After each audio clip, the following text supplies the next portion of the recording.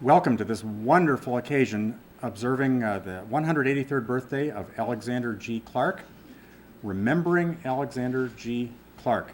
Let me call forward the Honorable Richard O'Brien, Mayor of Muscatine.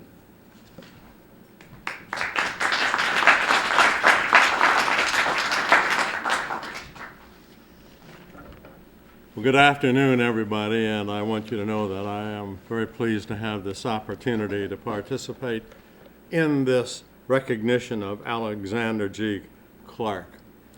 In that regard, I would like to read a proclamation. Whereas Alexander G. Clark was born in 1826 in Washington County, Pennsylvania. In 1842, he joined other Washington County residents in Bloomington, Iowa, now Muscatine, and made it his home for half of a century. In his lifetime, he was a barber, an investor, an entrepreneur, an educator, a soldier, a politician, an attorney, a newspaper publisher, a statesman, and U.S. ambassador to Liberia. And whereas Clark was founder of the African Methodist Episcopal Church of Muscatine and founder of Prince Hall Masonry throughout the Midwest, he became known as the Colored Orator of the West. And the oration at his funeral declared him one of the Underground Railroad engineers and conductors, whose field was the South, whose depot was the North, and whose freight was human souls. Alexander G. Clark was buried in 1891 at Greenwood Cemetery in Muscatine, and whereas Alexander G. Clark was a pioneer in humanitarian and social justice issues in Muscatine, Iowa, and whereas Alexander G. Clark and his associates, white and black, advanced the interests of all people in establishing legal recognition for equal rights in the state of Iowa. Whereas Alexander G. Clark traveled the country speaking for a diverse and egalitarian future for the United States of America. And whereas Alexander G. Clark accepted appointment and served as his country as Minister of Consul General, Minister and Consul General to the Black Free State of Liberia, the capital of Monrovia, named for President Monroe, and Liberia for Liberty. And whereas February 25, 2009, in the 183rd anniversary of the birth of this equal rights pioneer, now therefore I, Richard W. O'Brien, Mayor of the City of Muscatine, Iowa, do hereby proclaim the week of February 22 through 28, 2009 as Alexander G. Clark Week in the City of Muscatine, and in witness thereof, I have hereunto subscribed my name to be affixed to this 5th day of February 2009, and that is signed Richard W. O'Brien, Mayor of Muscatine. And again, I am very proud to be here to have a part of this ceremony today. Thank you.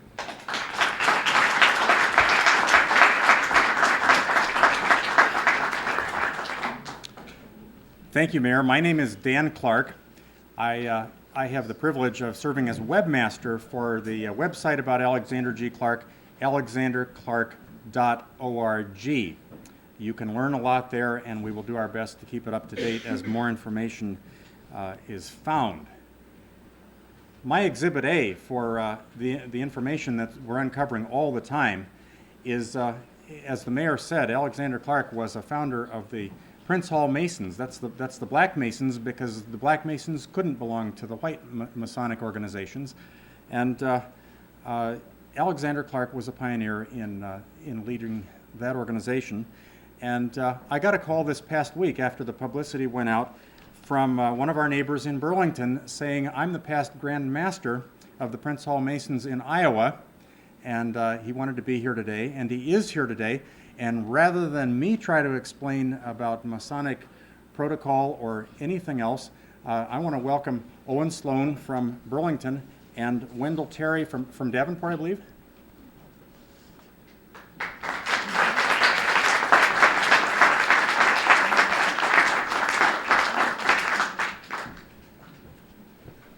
Good afternoon. It's indeed a pleasure to be here to help with you to celebrate this great man, Alexander G. Clark.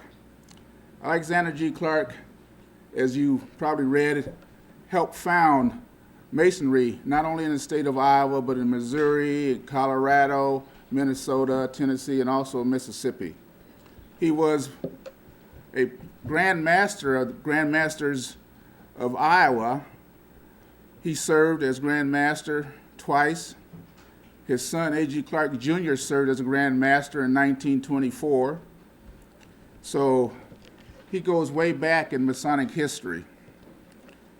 Back so far and so well renowned and so revered that in May 1947, the Scottish Rite Orient of Iowa, Prince Hall, Scottish Rite members named one of their consistories after him, and that consistory is Alexander G. Clark, number 68, and it draws its membership from Waterloo, Davenport, and Cedar Rapids. And at this time, I just want to introduce the Commander-in-Chief of A.G. Clark Consistory number 68, Wendell G. Terry. Wendell, by word. I just want to say this is a great honor to have this type of affair, reference to one of our brothers, A.G. Clark. And as for reference to Muscatine, Iowa, Clark Lodge number 6, it formed at December 12, 1866. It only started out with 13 members. Thank you.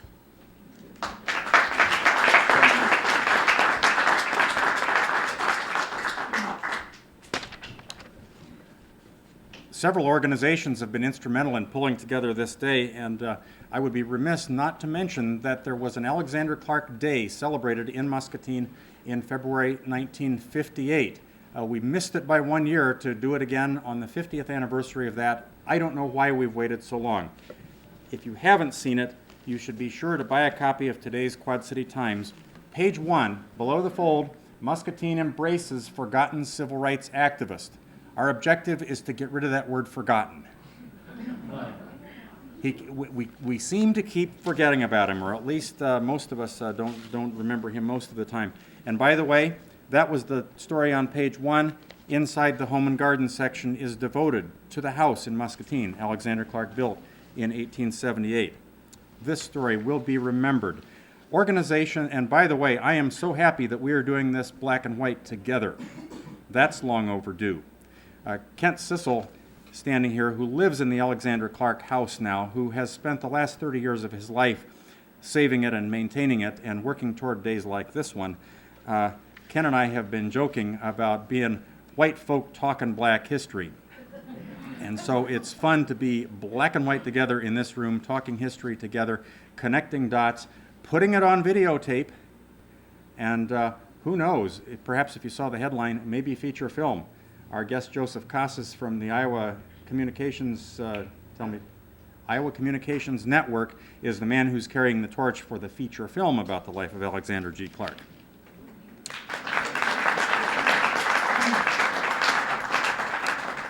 Among those cooperating to make this day happen, we had all cooperation from the mayor and city government. I'm the current chairperson of the Muscatine Historic Preservation Commission. We had the Musser Public Library, the Muscatine Sister Cities Association, and the Muscatine Convention and Visitors Bureau, and the Musser Museum and Muscatine Art Center are hosts today, and I want to introduce the director of the museum, Barbara Christensen.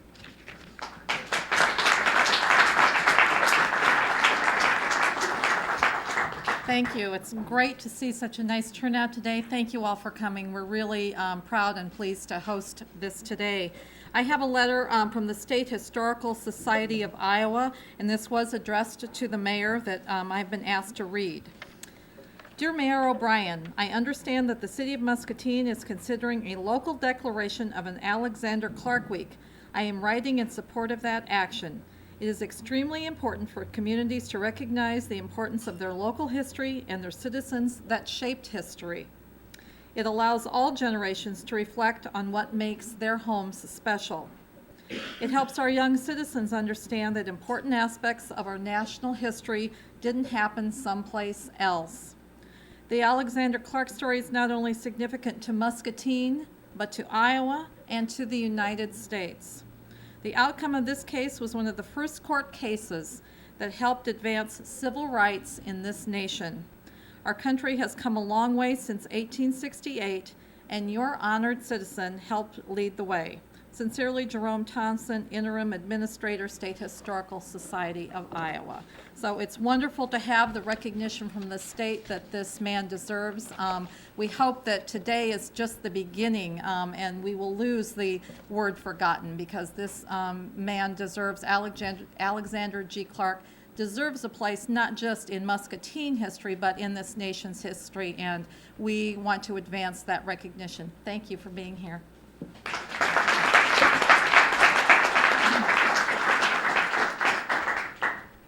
One more thing to read before we bring you to the published program.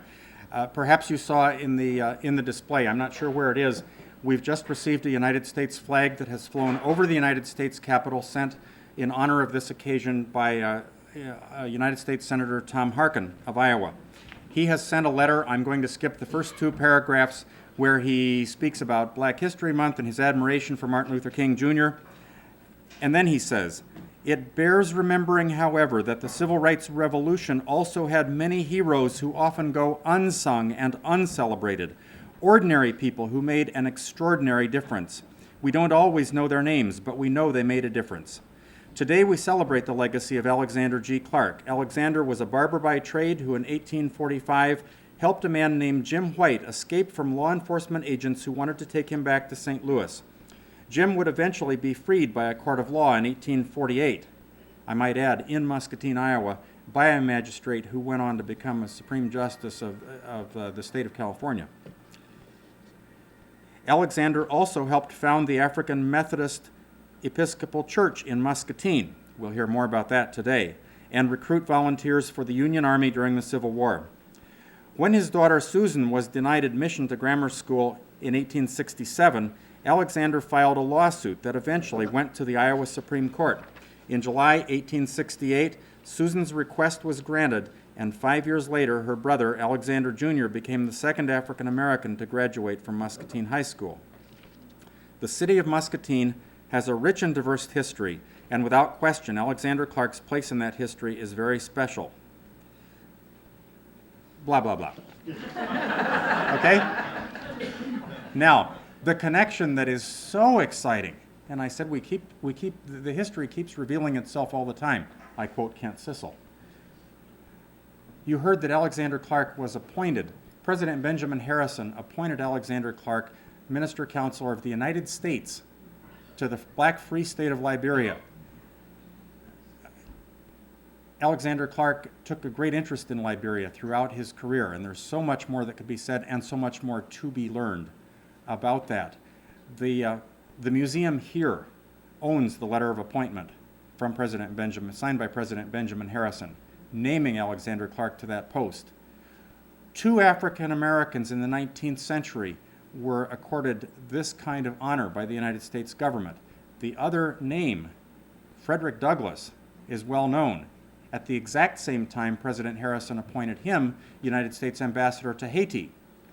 By the way, President Ulysses Grant offered that same appointment to Alexander Clark back in the 1870s, and Alexander Clark, who was already strong and well-to-do and busy with his own leadership activities, declined the invitation because he said it didn't pay enough.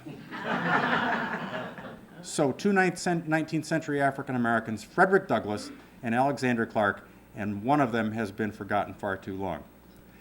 that connection to Liberia, it's been renewed over the years. In the 1950s, Stanley Consultants Engineering started doing projects in Monrovia, and I know that there have been a variety of projects ever since. I don't know how many employees of Stanley Consultants have worked in Liberia, and I don't know how many Liberian immigrants are in Muscatine today, but there are many, and maybe we can get a definitive answer to that question.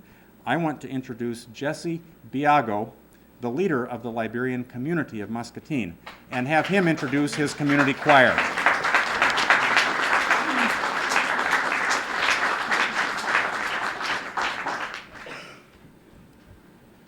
Hello to you all. I already been introduced by the MC. I would say thank God for us to be with you guys today. When they were talking about Alexander Clark, I was thinking that I hope when you were in Liberia, you were speaking down language. You could understand that. I believe so. I think he did. But he's not living to eyes whether he did or not. But I believe that he did. I'm very proud indeed to be among you guys today because we are from Liberia, where Alexander Clark visited before. And history is continually, going on. We want to represent Alexander Clark here today, or let's say Liberian who were in Liberia at that time when Alexander Clark visited. So in this manner, we are going to do you a song in a Dan language. In Liberia, we have 16 languages in Liberia. But I belong to the Dan language, and those that are going to sing this song, they belong to the Dan language. I'm going to call them here to do you a beautiful song in Dan language. It's very strange. I believe American need new things to learn. I believe so. You guys learn new things since I've been in the place. What I learned of American. So the choir director for the Liberian community. Okay, before then, we are about children and adults in from Liberia in Muscatine. We are about 70 in Muscatine here. Most of you don't know, but we are 70. Now, from here, if you see anybody, black person in the street, you'll say Liberian. So we are mixed up here, but you don't know Liberians. So we are about 70 Liberians in Muscatine here. We came here. I personally came here 2004 through my sister and my dad back there, Mita Wire. They moved here and they sent for us from the refugee camp. They will tell you many things about why we have been, in the refugee camp. But this is not the time to explain. If you want to know that, you can get to us personally. Thank you. Okay, the choir leader here is Mr. Evelyn Wanton. She will come forward. Evelyn Wanton.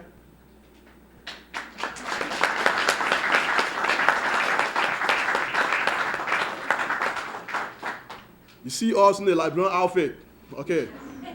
Traditionally, this is what we like in Liberia. Okay, then we have Mr. James Wanton.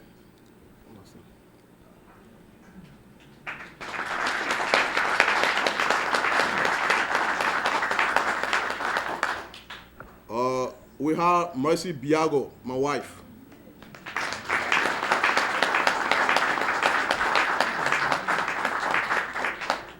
We have Elizabeth Bia. Member.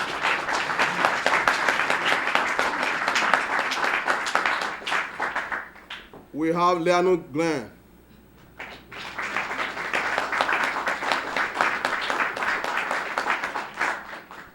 We have Nisaya Biago.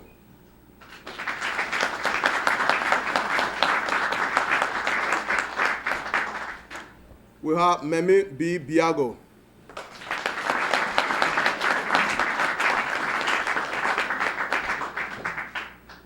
And we have Tene.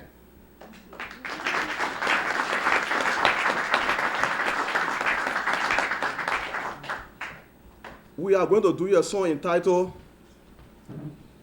Who Am I Going to Send to My People? God asked that question. I think most of you that read the Bible, you know about what I'm talking about. Who am I going to send? And God said, my spirit will tell me who I'm going to send. That's the song we're going to sing now. Okay.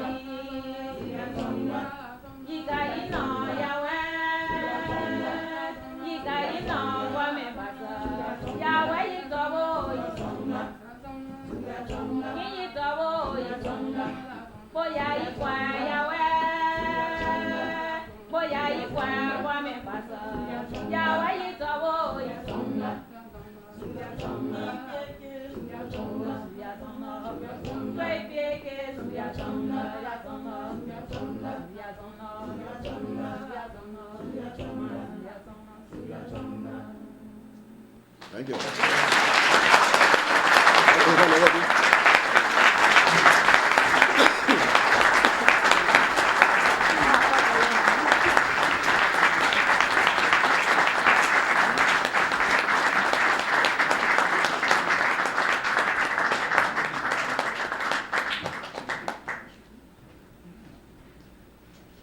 Wonderful. Among his accomplishments, Alexander G. Clark was a founder of the African Methodist Episcopal Church in Muscatine in 1848, 1849. And again, there is so much that can be told as we uncover more and more history about the Black Masons, about the Underground Railroad. There was reference to the story of Jim White in that famous case. Another of the characters we don't know enough about, but perhaps we'll be learning more. You can find biographies and commentary on the World Wide Web. The first pastor they called, 1849, Richard Harvey Kane, came to Muscatine from Hannibal, Missouri, where he had been a Methodist pastor, but he wasn't happy with the way things were going in the Methodist Church, and he joined the AME. Muscatine was his first pastorate. He was here for a decade in the 1850s, in the time when the first Iowa Colored People's Convention was held at the AME Church in January 1857. The year of the Iowa Constitution that we still live under. The Constitutional Convention was going on in Iowa City, and a statewide conference of colored people was held at the AME Church here, and they adopted resolutions, and they appealed to the Constitutional Convention. Don't enshrine laws restricting blacks and mulattoes in the free state of Iowa. For the most part, their wishes were granted, although the full rights, the right to vote, the right to testify in court, and others, was not accorded until after the Civil War, when there was a constitutional amendment, and thankfully the people of Iowa eliminated the word white from a lot of sections of our code that we live under. Almost a century ahead of Brown versus Board of Education. That's something to be proud of. So there's this long, rich history of the African Methodist Episcopal Church in Muscatine, Iowa, the black community in Muscatine. Now, when Jesse tells us if you see a black person on the street today, that might be a Liberian person, that's all too true. And one of those questions we're working at is, where did all our black citizens go? Because there's fame to celebrate, there may be some shame to celebrate too. There were also economic realities of the 19th, early 20th century. Early 20th century, what we know about that, Jim Crow, Ku Klux Klan. I'm descended from two grandfathers, good Christian men, both members of the KKK in Iowa. A lot of stories we need to learn and get over here. Richard Harvey Kane left Muscatine, was named a bishop in the African Methodist Episcopal Church, St. Louis, went to Brooklyn, New York. After the Civil War, went to South Carolina, was elected to 2 terms in the United States House of Representatives during the Reconstruction period, later was the president of a black college in Texas and died in Washington, D.C. That's Richard Harvey Kane, a 10-year, 11-year resident of Muscatine, Iowa, we don't know much about, but from a very important period, the 1850s, when Muscatine arguably was the black capital of Iowa. If you read that big book, Outside In, published by the State Historical Society of Iowa with a lot of rich Iowa history, the statistics are there. Dubuque may have been ahead of us in population at some point, but in the 1850s, Muscatine was the black capital of Iowa. So for a period of some of the stories about that tradition, that heritage here in Muscatine, I want to introduce Annabelle Luth, who will introduce her mother and just start unfolding that story to us.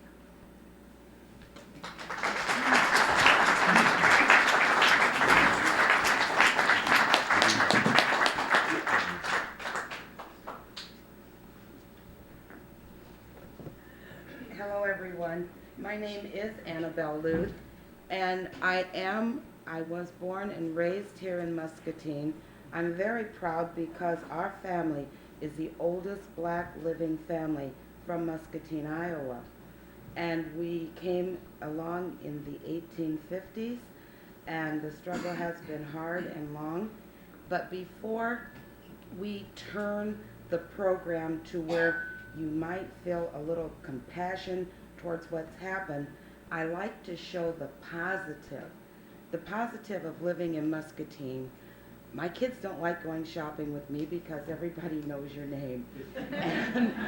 And it goes into a lot of conversations.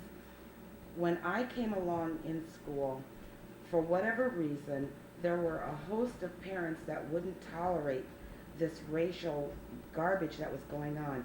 In fact, our family, and how they did it, I don't know, but they protected us against all of the racial fire and burning and all the treacheries that was going on around our United States.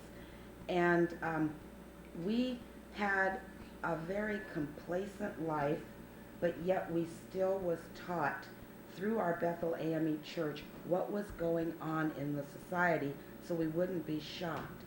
Now, one thing I do feel Muscatine can be proud of, we have a mayor, and that mayor knows each and every one of us, and his door is always open. And so to my brothers and sisters who are here from Liberia, if you don't know his address, I'll surely give it to you. And it's close to the Journal, and I'll make sure they appear there too. But the mayor is always there. And we also have with our education people, A.J. Johnson. And it's kind of hard when, if I go home, I'll tell my husband, oh, I just was with the mayor. And, you know, he looks at me and says, how can you sit down with these men and tell them all this stuff? I said, because they have what people needed, and it was heart first, and they listen second. And together it means we can pull ahead. So I would like to introduce at this time my mother, who is the oldest living black native of Muscatine, and I'm going to help her along a little bit with her covering over a little of how life was when she came along into knowing what was going on in Muscatine. So I'd like to introduce Bernice Evelyn Williams. She is also known as the mother of Bethel AME Church congregation as it has turned into.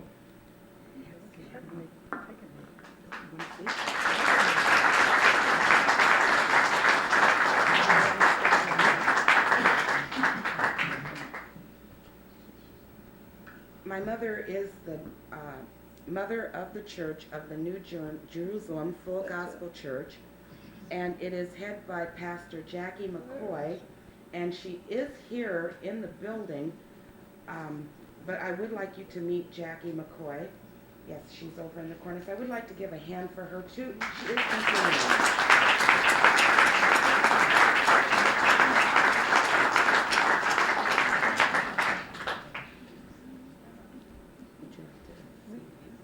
Well, it's very nice to be here. I'm thankful for welcoming everyone. And Muscatine is a nice place, very wonderful place. I even made up a song for Muscatine, but I'm not a singer. And I told them, they pay me not to sing, not to sing. But I really enjoyed it, and I'll tell you how it goes. I'm proud of my town, Muscatine, and it is proud of me. And what we have is citizens trained in loyalty. And while we work and when we play with our fellow men, good citizens will be. And I'll be proud of my town, and my town will be proud of me.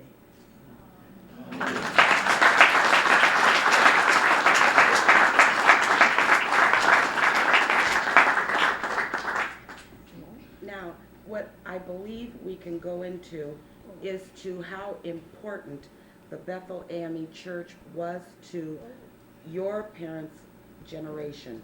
Well, I'll tell you, we had a wonderful church.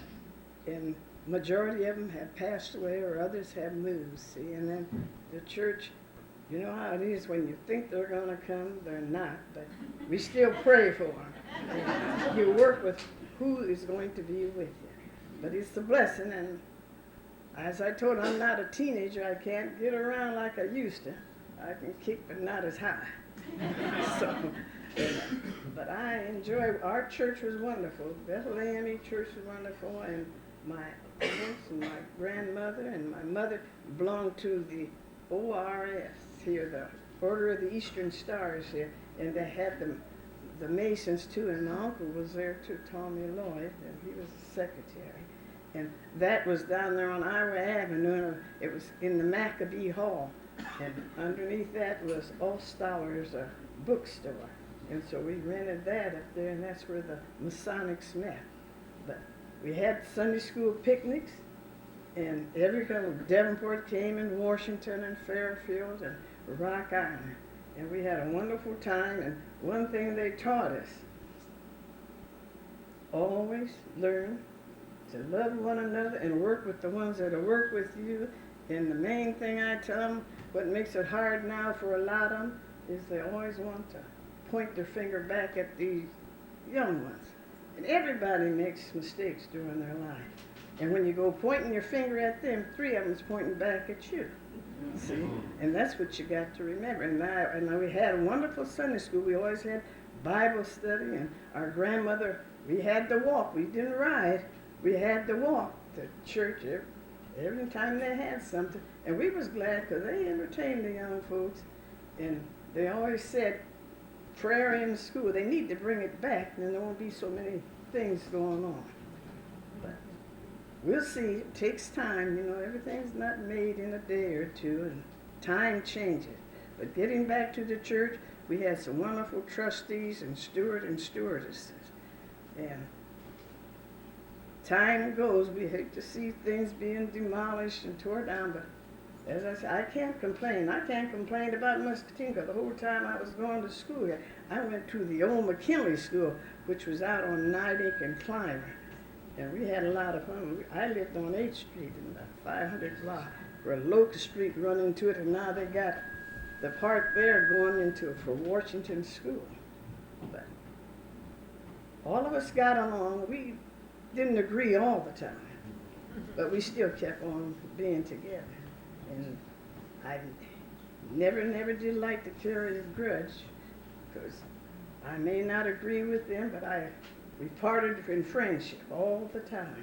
And that's what I think everybody should. That's what they taught us in Sunday school and in church, every time. And we had to be there. And if we wasn't there, our grandmother and our parents would get after us. You know how we'd fool around. We always had grocery stores, you know, look like on every corner. And we'd stop in there and buy candy and stuff. And they said, oh, no, you better get to church. All we had to do is walk up the street, because the store was right down on Mulberry there on 7th Street, and our church was right up the hill there, just a few steps. But you know, children, they get distracted. But we enjoyed it, but we had to pay for it after we got there. And then we had to learn everything. And then they said, and when we'd get home, our grandma would say, well, how was Sunday school? Fine, but what was it about? Oh boy, I'd look at my brother look at me. But it was fun, and we told her, and we always got ready on Friday, and Saturday she'd have us all ready for church. And then we had the ACE League, the Allen Christian Endeavor League, and that was for the youth and anyone that wanted to come. But as I say, Bethel AME came a long way. We had tag days and everything, and that was good to help the church out. See, you know, everybody needs help, and if we want to get help, we have to get out there too and help somebody else too. And then, as I say, you work with who's going to work with you, and you don't complain, because you can hear a lot of complaints. And when we think we got it bad, there's always somebody worse off than we are. And I want to thank each and every one for coming, and may God bless each and every one that's here and those that's not here. And may you enjoy yourself. And thank you.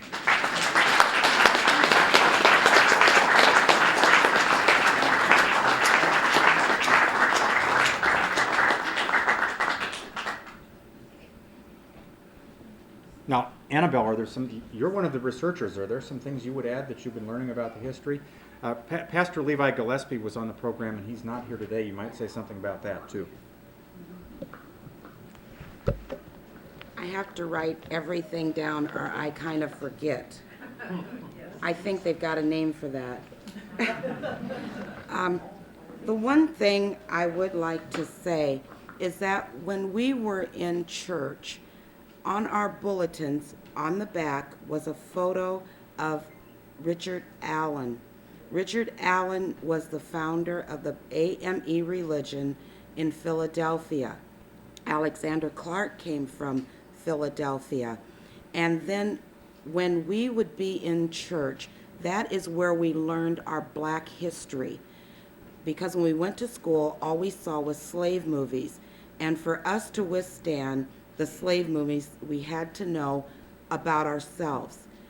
Then I want to also let you know, we are well aware of Liberia. Our home on 8th Street was called the House of the Four Generations. When anyone of color would come to Muscatine, they were brought to the four-generational home because you could not stay as a person of color in any of the motels very easily. And for a person to know where to shop, just what to do in life, they counted on our family. So it was not unusual to go to sleep at night and wake up in the morning and there'd be new company. Liberia was phenomenal. Stanley Consultants was the big primary factor. He would host Liberians to come speak at our church, and we'd always said as a child in amazement, because they were warriors that fled their country to come and become educated at the University of Iowa. I was told the story that in some tribal areas, that once the person gained their markings and they came over to the United States to learn, if they went back to their country, it was detrimental to them. They might not even survive walking the streets. They would be taken into the jungle and done away with because they came and got educated in the United States. Pastor Gillespie, he was a phenomenal man that connects on to the Bethel AME. We have our presiding elders. My mother has held positions that would drag us kids to the conventions, and it was very dominant because these men would take this podium and you could drop a tack in there and hear it vibrate because everyone had to have their financial records correct, and Muscatine would always come out on top, and I couldn't believe how we would get a standing ovation. One of the reasons is because the pastors associated with a gentleman by the name of Roy Carver. Roy Carver was a beautiful friend with another pastor called Reverend Fred L. Penny. And between those two gentlemen, they would make sure that the Bethel AME Church was financially sound and that programs continued. When Reverend Gillespie came to our church, Reverend Penny was retiring, but he still filtered in, living in Iowa City. Pastor Gillespie is not here today. It's not because he didn't try to juggle his schedule, but in the Quad Cities, they are having the historical program for the NAACP, and he had to be there to present what historical facts he knew. However, Reverend Gillespie was present, and he was the pastor that once the senior home that's on 3rd Street was going to be named the Alexander Clark Home, Pastor Gillespie was the minister that did the ceremony dedication for the Alexander Clark Home. He extends his unsatisfaction that he can't be here, but he sends his undying love to all of us. The one thing also that is pretty dominant in the church was structured so that it was, if I can take you back in time before the iPods and the cell phones, when things were really desolate, when blacks migrated to an area, so often they were put in outreached areas that were the gravel pits that we know today. Black families lived there because it was an area that was far away from town, and they could idle themselves by projects and doing their farm work and keeping busy. So when you have a period of time when you don't have the automobiles and you're walking, it's phenomenal how these people still kept together. But Alexander Clark, when he came, he connected with a family, the Greenway family. The family members were in barbership. He had his barbershop with Mr. Greenway. And in some of the things that we hear about, the Greenway family, the women, they didn't just sit back because they were big members in the church, and these women seen that education was a must. So they connected with other churches of the Bethel AME, Davenport, and Iowa City. They got together and they demanded equal educational opportunity for the black women at the University of Iowa. Back then, they did not want black ladies to go to the university, and also they could not eat once they were given recognition to attend. And there is a big confrontation with one of the black ladies against Mr. Jessup, who the Jessup Hall is named after.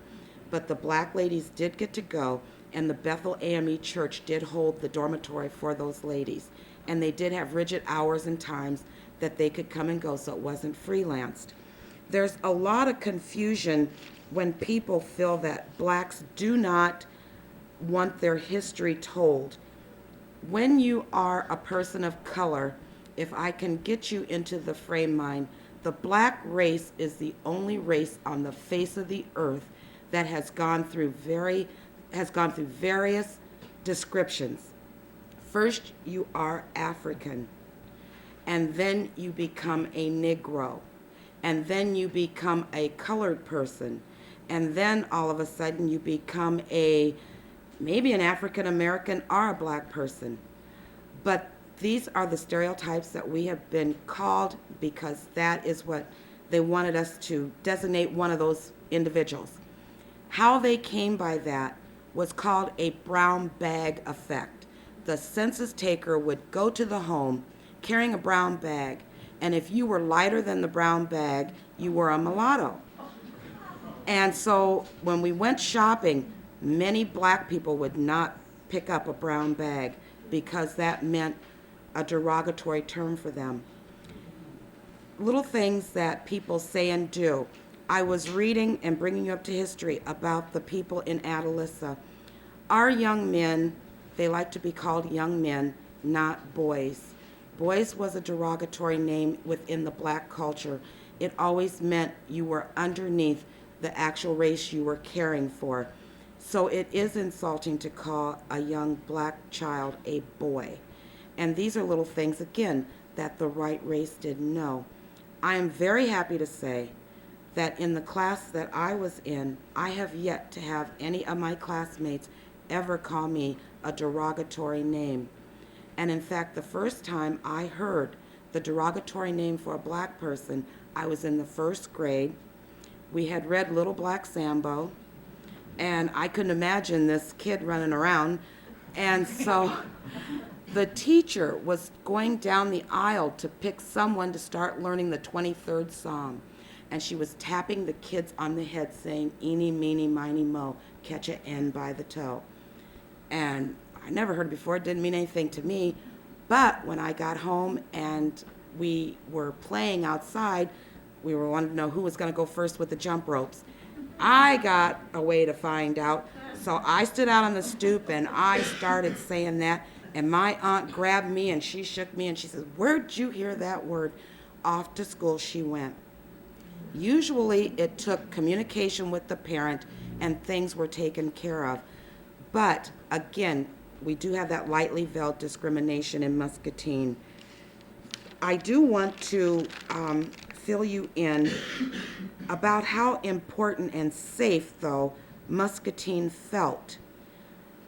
When I was going to bring you up to about 1964. I went to Aurora, Illinois. Now, I'm sitting in there, and all of a sudden these black gentlemen come in. I didn't know one of them was Malcolm X. And they were talking about the march and how I wanted to march with Martin Luther King. Didn't know who he was, why I wanted to march or anything. But this is how closely connected, because the people that was leading the march, their father had been one of the ministers from Bethel AME, and that was Reverend Fuller, and his children are alive today. I have a cousin who lives in Los Angeles, California, who is going to, and hopefully we do get it, a picture of Alexander Clark in his Liberian garb. I do want to let you know, just so that Muscatine can understand the many people that have come through your town and has stopped at the church and was through our home. While I was sitting in the library and I heard them talk about what the Negro was doing, I was surprised to hear my grandfather's name, and that was Stephen Lloyd. And so he was a dominant citizen in Muscatine, and he loved his horses. We have Arthur Clifton Lamb. Arthur Clifton Lamb lived on Miles Avenue. He became a doctorate professor at Morgan State University. He wrote phenomenally, and he had his thesis in Grinnell was Roughshod Up the Mountain, and it was about a minister who did not go to college, and he tried to hold his congregation together. He lived in Muscatine. We have Boston Clay, who happened to be my great-great-grandfather. He was in Muscatine with Alexander Clark, and when the Colored Cavalry was being nominated, he went with the 10th Cavalry, and that was the cavalry that helped save Teddy Roosevelt's life in his Rough Riders. We have Adeline Clark, Anna Clay. Muscatine did a phenomenal write-up about my great-great-grandmother, saying ex-slave, former slave Anna Clay passes. The great Satchel Paige. When the blacks would come again, they would make sure they'd pay homage to Bethel AME.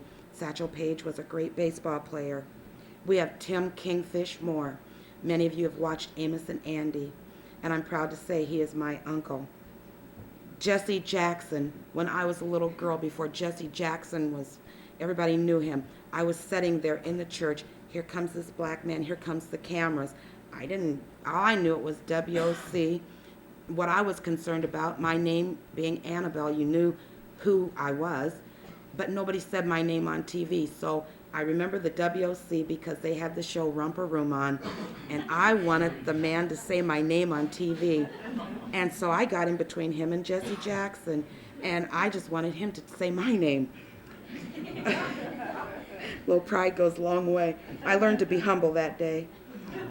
We had heavyweight boxers of Nate Wilson. They lived here in Muscatine. We cannot do this program without the mention of the name of Aldine Davis. Aldine Davis was the first lady I ever seen that lived on a dirt floor. She was phenomenal, and there's not enough adjectives to describe what that lady meant to the black community and how she held on to her white friends and always tried to bridge the gap. We had Dr. Alice Thompson, another resident of Muscatine who was our first chiropodist, and that was a foot doctor, a fancy name. She also was a cosmetologist, and she also hosted with the lady who invented all of the black cosmetics at the time and became the first black millionaire. We also had George Washington Carver. George Washington Carver, again, came to the House of the Four Corners. My mother used to get upset because he used to call her little sis, and she wasn't his sister. Then the phenomenal people did come one day, and that was the KKK. We were never allowed to play outside on 7th Street after dark because the KKK did have a cross burning right there on 7th Street at one time. Milt Howard. Milt Howard was the gentleman who escaped slavery. He came to Muscatine. He connected with Alexander Clark. He was a free man. He went to do some delivery. He was recaptured. Milt Howard was back in slavery. He got out of slavery. He connected back with the Muscatine group. He moved to the Quad Cities. He worked for the Arsenal. He worked with my late Uncle George.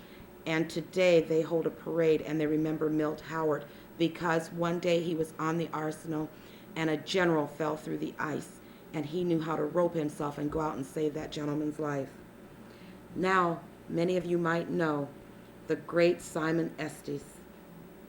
Simon Estes would come to town, and like I said, my name Annabelle, I had to live up to that name as a little Dickens. He couldn't play, he couldn't sing, he couldn't do this, he couldn't do that. Well, we had to make up little stories why this man, or this young man, could not play with us, couldn't scream and shout. I didn't know he was going to be a famous opera singer. And he was with his aunt, Cecil Cooper, who was head of the NAACP for the state of Iowa, and they came to Muscatine to see their friends through Bethel AME. We had doctors, boxers, lawyers, inventors, presidential candidates, and we had so many people that always reminded us of who we were, and we always connected with Liberia. I want to thank, though, two gentlemen that has stepped out of a box, and for whatever reason, God has placed them in position to show unity does work, and we do need to extend a warm hand and for these two men, because many will say it takes the actual culture to speak about yourself. But oftentimes you have to be out of that box to look and see what you actually are doing. No one realizes how good and what they've done until someone else says, do you realize you did this? Do you realize you did that? Now, they also have what's called a heart and zest. And they come to black individuals and say, we understood that heart and zest you held, and we want you to tell it. We're proud to represent what you did, and if you help us, we can help you. And we have had them at our family picnics, and everyone talks highly of them once they are gone. And when you get them on the phone, you still see that same vest, that same vigor. Muscatine, we need to be proud of. Muscatine does have some diabolical things about them that we did see how the black people did migrate out. And before I leave, I do want to say that Muscatine laid claim to being prosperous by the clamshell. And the clamshell, because of the dark color, was called the derogatory name for black, and that was the N-head shell. And if you were a black person and you had to go to work, imagine being in a place where you had to work in a derogatory, where they were using the derogatory name for you. But in the same token, women who were housekeepers, and I don't know because I haven't seen the people they had worked for their family, but one of them was Mrs. Steinmetz. She had a lady by the name of Belle Davy. Belle Davy was also the heart of the church. And Mrs. Steinmetz, I was at work one day and she gave me this portfolio of Belle Davy. She didn't allow Belle Davy to get on her hands and knees like other people. She supplied her with a mop. When my aunt worked for a Dahlfeld family, and I think Jane's here somewhere, but they held each other in dignity, and you didn't have to go through the back door. So I kind of wavered, but I just wanted you to know that these are the things that Kent Sissel and Dan Clark are helping us remember. Not only did we survive, not only did we have to jump through hoops, but we do have fond memories, we do have education, and we did love the area we lived in. So I would like someone to please give a nice warm hand up for Dan Clark and Kent Sissel.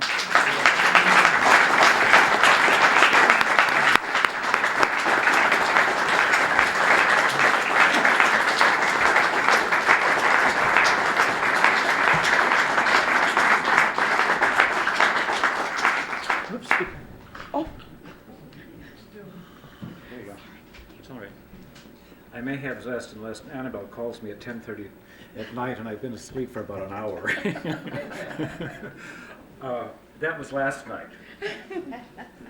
There are a couple things I'd like to say, and my real purpose in being here is simply to tell you some of the things that we would like to do in the near future. However, I would like to thank all of the people who have helped put this month together. Trust me, it's been whirlwind. We started with the idea that we should celebrate Alexander Clark Day about the first of the month. And about the second week of the month, it became Alexander Clark Week because of activities in the Quad Cities, because of activities in Muscatine, and because of activities that will be taking place on the 26th of this month in Des Moines. And I think that Abraham's going to talk to you a little bit about that. In the process of doing all of this stuff, it was decided that maybe we should begin thinking in terms of some of the things we would really like to be able to do. For example, Barbara and I have been talking for some time about the need to replace the cemetery stone at the Alexander Clark gravesite. It is badly deteriorated. The urn that was originally on the top of the stone is now gone. And when the tornado came through, the stone was knocked over. This past year, it was put back in place. Unfortunately, it's in place backwards. Barbara and I would like to see the stone removed from the cemetery, brought to the Art Center, and permanently protected here with the idea that we will replace the existing stone with a duplicate in granite, as opposed to soft marble, which washes away. Project 1. Project 2, actually, that's actually Project 2, I guess. Project 1 is we want to install some historical markers in and around Muscatine that help interpret Black history, but not only Black history, the intercultural relationship that happened in Muscatine that made so many of the things that Alexander Clark was able to accomplish even possible. It is extremely cross-cultural. For example, his attorneys were Jerome Carskadden, D.C. Richmond.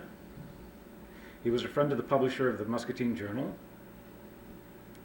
He was a friend of Orion Clemens. He was a friend of the AME Church and all of the members. Everyone was working together to accomplish some extremely important things dealing with the shaping of the state of Iowa and ultimately shaping of the country. Now we've got a couple of things we've got to do. First of all, I've approached the Historic Preservation Commission about creating a locally designated historic district, just a very small four half block area around the Alexander Clark House. The idea has come that maybe we should call it the Alexander Clark Freedom District, because we can document the Congregational Church, we can document early abolitionist neighbors of Alexander Clark, We can document the art, pardon me. We can document Musser Public Library for the phenomenal collection of history it has. We can document the Scott House, which is the Welch Apartments.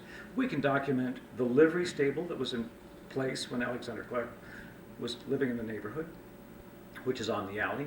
And we can document the original location of the Muscatine Journal. And there are a few other things we can do. So we want to do the markers. We want to take care of the stone.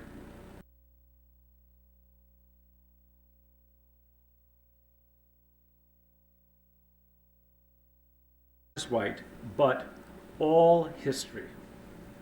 And one way of having people commit to visual signs is to contribute and learn. So we're talking, Abraham is a good friend of mine, and we're talking about, at this point, a statewide program, and including, we were teasing at lunch, getting the governor to declare Alexander Clark Day for the state of Iowa, which may well happen. So that's my job to tell you about. You're going to be hearing about it more. If you have an interest in helping us, there is a leather folio on the counter at the entrance to the Art Center. Please leave your name or stick your name card in there with your address or a telephone number or email address. We're going to be taking on a big campaign, and we're going to need just volunteer help. That's what we in Muscatine can do. Thank you.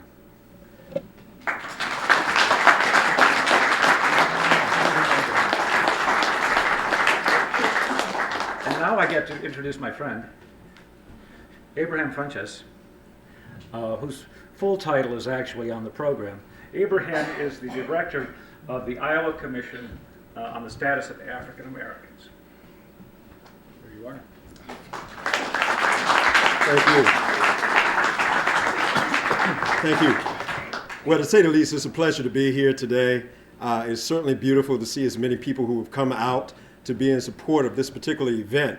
And without further ado, I just want to make sure that we are all very thankful, not only to the Williamses and the Luths, who have been preserving this legacy for years, but as these two gentlemen call themselves, two white guys trying to preserve black history, I think it's important that we acknowledge them for the great work that they have done.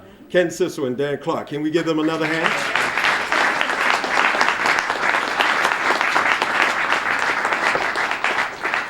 Yes, I tell you, ever since I first learned about Alexander Clark being a transplant from South Carolina, I was really impressed.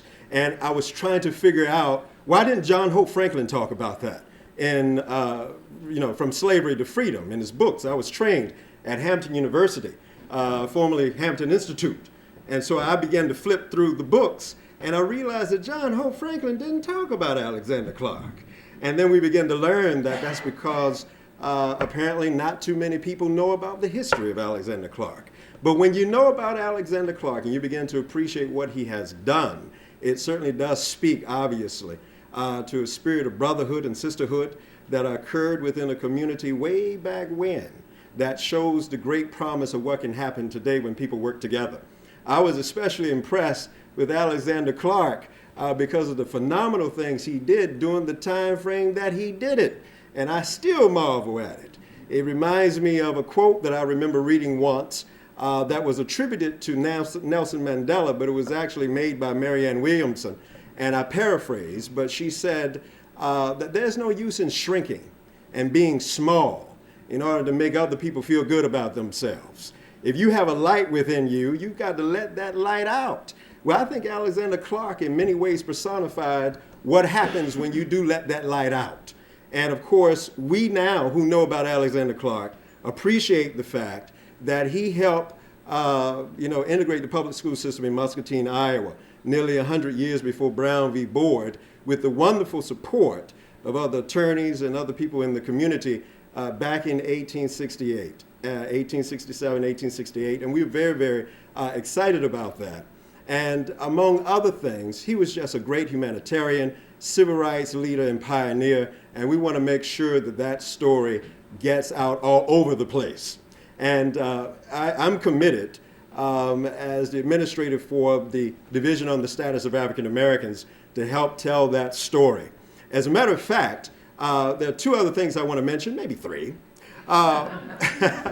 First of all, I want you to know that because we've been so impressed with what has been done here in the Muscatine area, that among other things, we would like to nominate Kent Sissel and his team for the Martin Luther King Service Award 2010. And so we hope that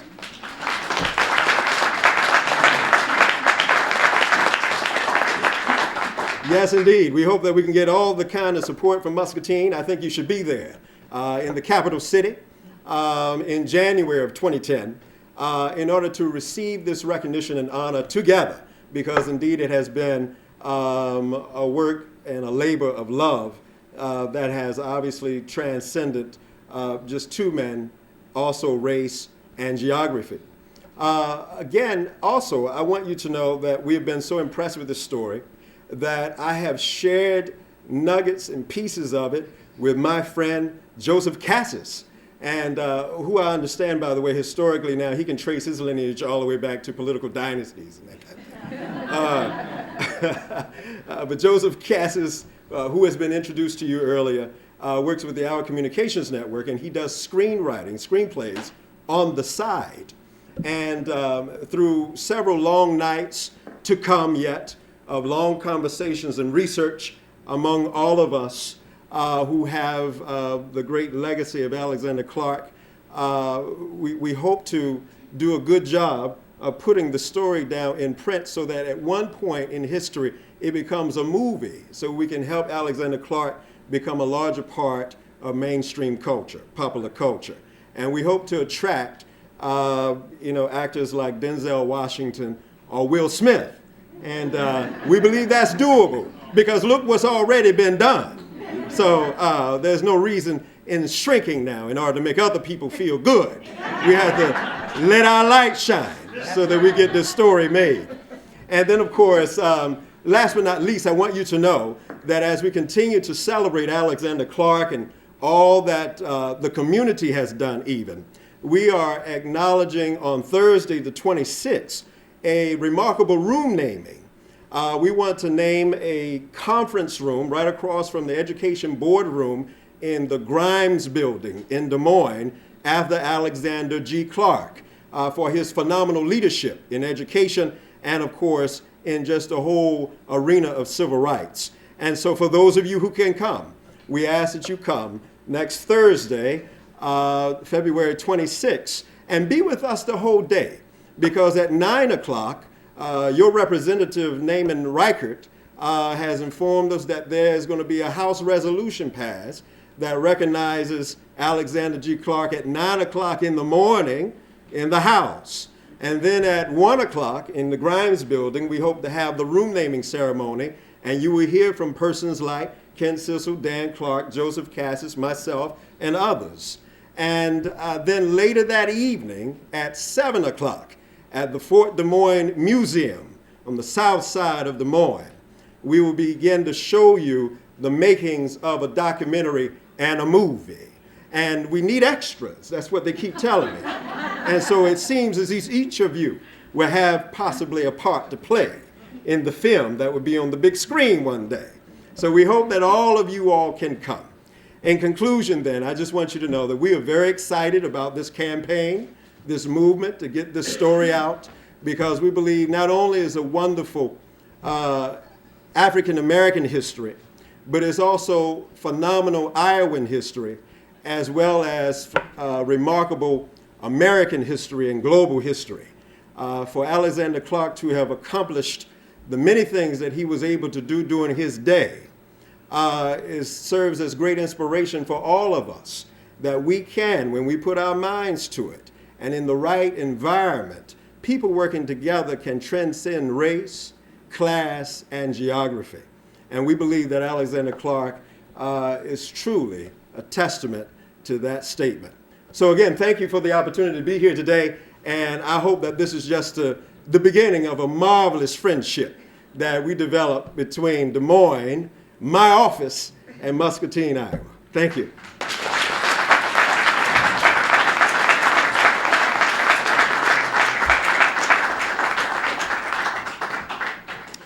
Thank you all for coming out. Let me invite the Liberian Community Choir back to the front for closing music. And as they're coming forward, I'll mention one other piece to the story. There are so many more pieces than we can ever remember. And it's a good thing that we're doing some of this in front of videotape that we can go back and watch and say, oh, that we need to research that. We need to find out if we can prove that one. We need to see how that connects to something else. One piece that hasn't been mentioned today I do want to tell you about is the likely nomination of the Alexander G. Clark House as a National Historic Landmark. It has been on the National Register of Historic Places since 1976, when it was moved from its original location at 3rd and Chestnut. But now the state of Iowa, the State Historical Society, has recommended nomination, and a national, this is under the National Park Service, a national committee has put the house on a short list recommending nomination as a National Historic Landmark. Kent and I are both wearing pins today with gold stars on them. This is the symbol of the Freedom Trails, or the Network to Freedom, the Underground Railroad program of the National Park Service. Right now we have the Todd House over in Tabor, Iowa, far west Iowa, the Lewis House, Hitchcock House in Lewis, Iowa, also in western Iowa, the Jordan House in West Des Moines. You've heard of Jordan Creek, the big mall over there. First, a Whig member of the Iowa legislature, also an Underground Railroad conductor, named Jordan. J.B. Grinnell, as in Grinnell, Iowa, Grinnell College, and only two of those are on the national landmark status. And the Alexander G. Clark House is being recommended. I believe it's the last week in April, we expect to be hosting an official from the National Park Service here in Muscatine who will be seeing the Alexander G. Clark House for the first time, and so that likely nomination is one more piece of the story. So again, thank you for coming, and let's head toward the reception. Barb, anything need to be said about the reception? Welcome, and we want everybody to come over and enjoy some refreshments following the music. Refreshments in the Stanley Gallery after the music, and we'll go out with the Liberian Community Choir. Okay, thank you. Now we have heard everything and all the beautiful stories and the histories we have heard. Now the title of our song is I Want to Thank the Lord. Alléluia, Sopolanka, kwa chanson, Sopolanka, kwa chanson. Alléluia, Sopolanka, kwa chanson, Sopolanka, kwa chanson. Alléluia, Sopolanka, kwa chanson, Sopolanka, kwa chanson. Dame no ia, kwa chanson, Sopolanka, kwa chanson. Dame